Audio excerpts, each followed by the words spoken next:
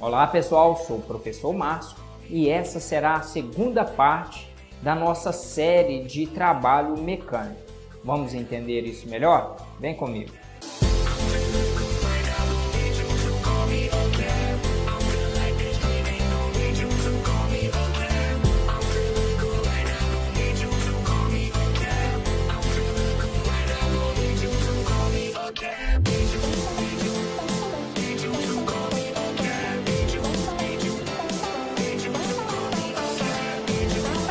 Agora que já sabemos a forma do trabalho, eu vou apresentar três situações para uma força constante.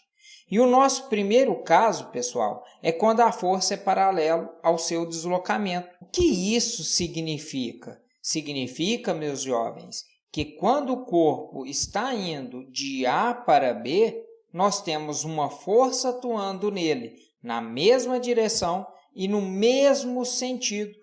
Ou melhor dizendo, o sujeito aplica uma força na mesma direção e no mesmo sentido que o seu deslocamento.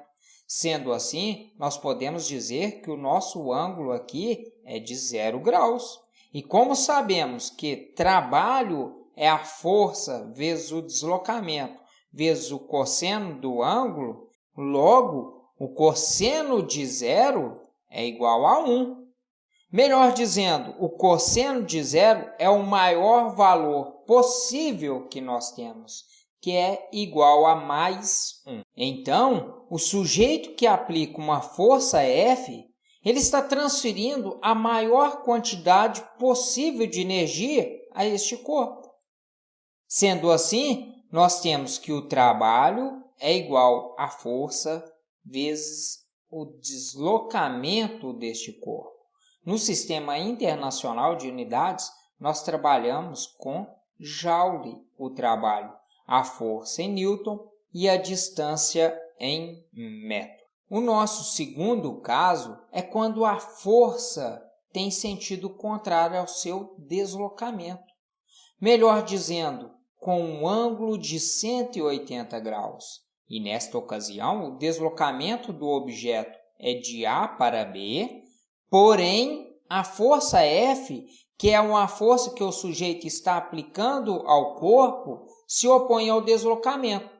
Vejam bem, como o corpo está indo de A para B, percebam que a força F ela está atrapalhando este movimento, indo contra ele. Nós podemos representar aqui o nosso ângulo de 180 graus, onde ele fica entre a força F e o seu deslocamento.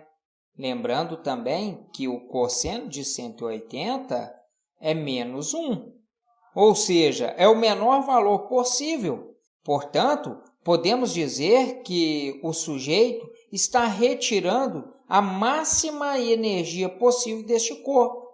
Podemos representar, então, o trabalho da seguinte forma. O trabalho é igual a menos F vezes o seu deslocamento. Agora, o terceiro e último caso é quando a força é perpendicular ao seu deslocamento. Para esta situação, é quando o sujeito aplica uma força F na vertical e o objeto se desloca de A para B. E como é notório para vocês, nós temos um ângulo de 90 graus. Perpendicular, não é isso mesmo? E como somos expert na tabela trigonométrica, o seu valor é 0, pois o cosseno de 90 é 0. Então, é exatamente nesse caso em que a força não realiza nenhum trabalho. Sendo assim, podemos dizer que o sujeito não está ganhando e nem perdendo energia para o sistema. Logo, o trabalho é igual a 0. Tudo bem, pessoal? Agora, vamos falar da força variável. Veja esse nosso bloco sobre essa superfície.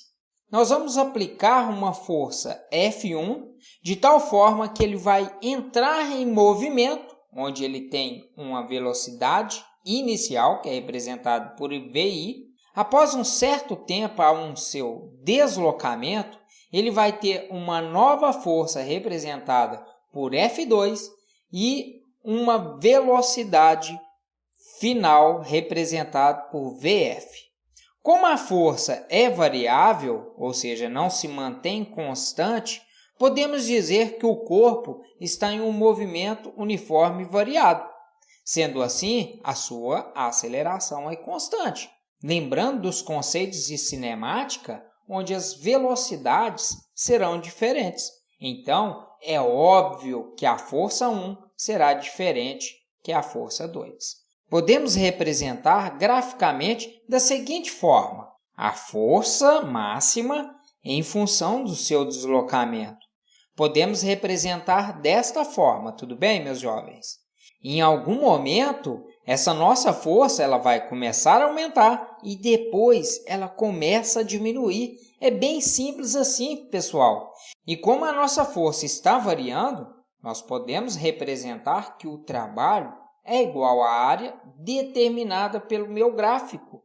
Ou seja, meus queridos, em uma força variável, o trabalho realizado depende exclusivamente da figura geométrica. E isto aplica somente para o gráfico da força em função do seu deslocamento. Que fique bem claro isso para vocês, tudo bem? Meus jovens, essa é a nossa aula de hoje. Espero que tenham gostado e espero vocês na nossa próxima aula. Um grande abraço.